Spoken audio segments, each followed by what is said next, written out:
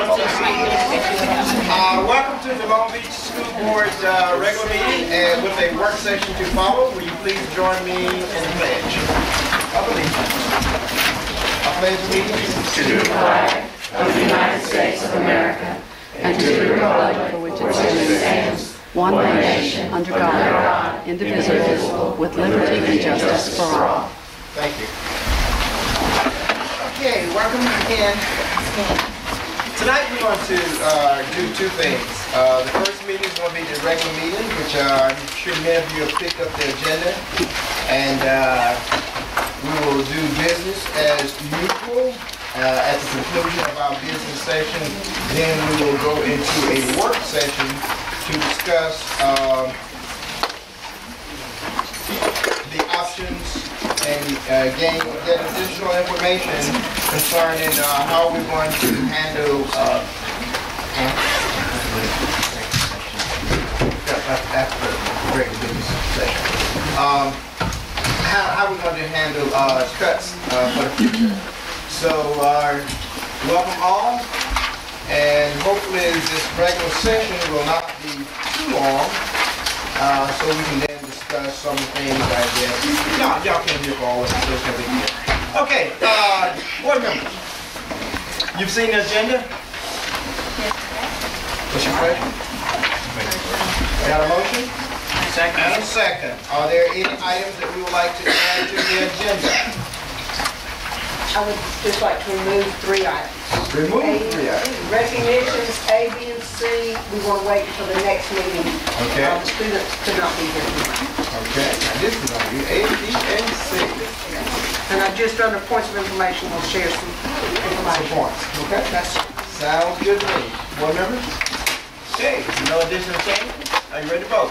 All in favor? Aye. Opposed? Ayes have it. Okay, then we will continue with the recognition. The superintendent recognizes the following people for accomplishment. We'll start with 2D. Leanne. Mr. Steph, we wanted to recognize Leanne Biggs. She peer liaison for the district with the federal programs. Come on up, Leanne. Jimmy. You bring your own flag with you?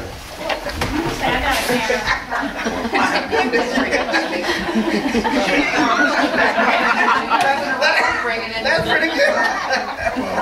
She was recognized at the State School Public Relations Association for first place in calendars, and it was 2 different calendars. Which is the first one. We did ourselves. We got first place and second place. And in the state, these are submitted from throughout the state. We're very proud of you, and she received the award for that. You going to give that to you?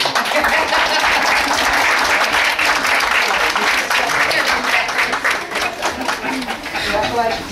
Turn your flag around so we can see it. So you can see it. There you go.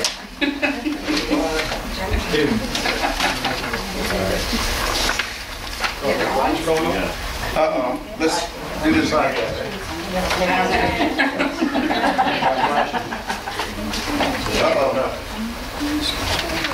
Did it take? It may not. Okay. May not need it. Okay, the second one is at the same conference, Mr. Jamie Harvey was recognized for first place in financial publications and presentations. So you would come forward. Bring your flag with you. I brought mine too.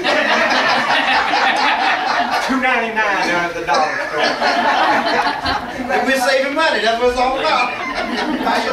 Get for forevermore. You buy your own flag. Yeah, that's it.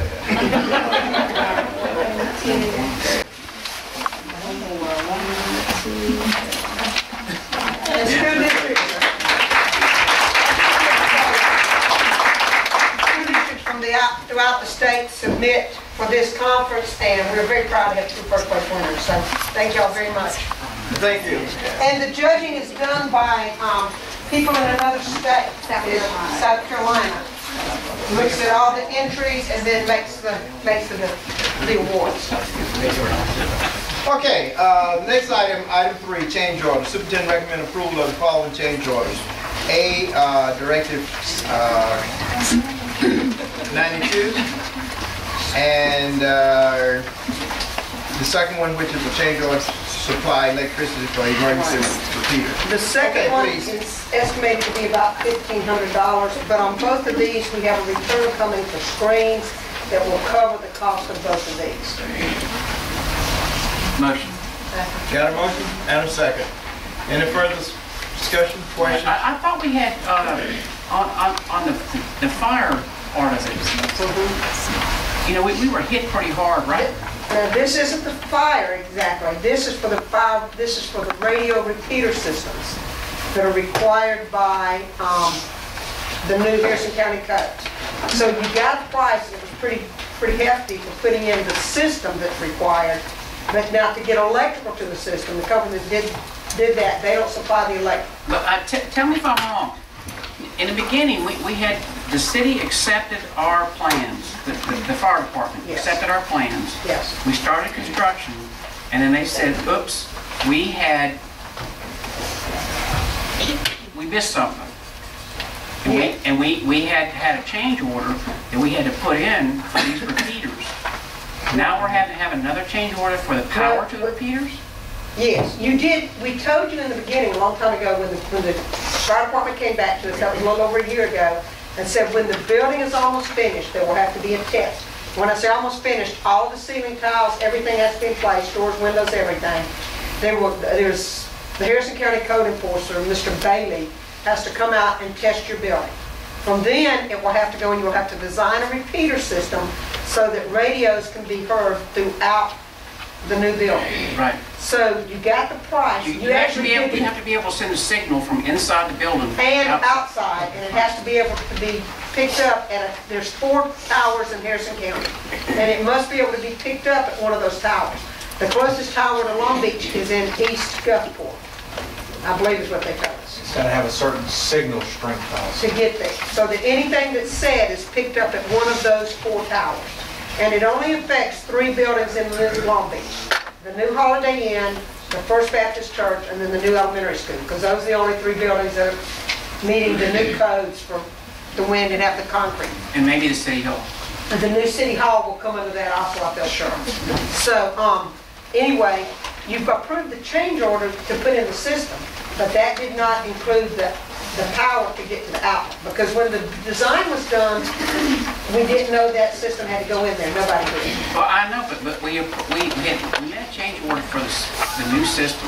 That was $33,000, and that took it out of that storage room and put it out all over the campus. Now, inside the storage room, they've got to come out of the There has to be a electrical panel dedicated line box to it. and hook into that system. They didn't know they had power. Oh, they did. They just don't do that part. They don't do that part. And we didn't know when the electrical was planned out that it had to be in there. Okay. So this is to put it there. Without it, we have temporary occupancy till February 1st. If it's approved, the electrician will get on it tomorrow to get this completed. Okay. So we don't have to close the school. And I understand, I mean, it's a state-of-the-art fire system, and it's incredible the way that when it works right. So like I said, it only involves 3 buildings in Long Beach, and then the new city hall, I'm sure, will come under that. Okay.